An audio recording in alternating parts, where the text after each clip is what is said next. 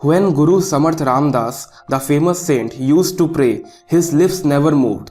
The disciples said, "When we pray, the lips move. Your lips don't move. You stand like a stone idol.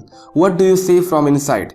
Because if you say something from inside too, then little vibration comes on the lips. There is a feeling of speaking on the face, but that feeling also does not come.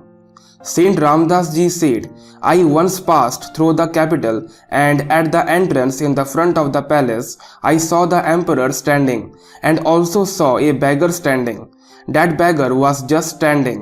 There were rags on the body. It was a dilapidated body, as if food had not been available for a long time. The body dried up and became a thorn. Only the eyes were shining like lamps, like the rest of life has disappeared from all sides." How he stood was also a surprise. It seemed that now he will fall, then fell. The emperor said to him, "Tell me, what do you want?" The beggar said, "If my standing at your door, my demand is not known to you, then there is no need to say anything. What to say and why? You are blind even after having eyes. I stand at the door. See me. It is my prayer to be mine." Saint Ramdas ji said, "I stopped praying from that day. I stand at the door of the divine. He will see me. What should I say to him if my situation cannot say anything? What will my words be able to say?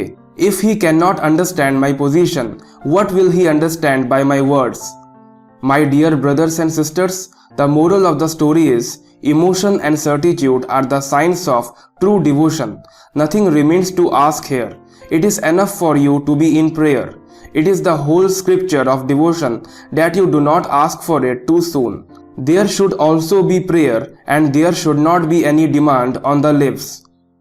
I hope you learn something from this inspirational story of Guru Samarth Ramdas ji. Subscribe this channel for more videos like this. Thanks for watching.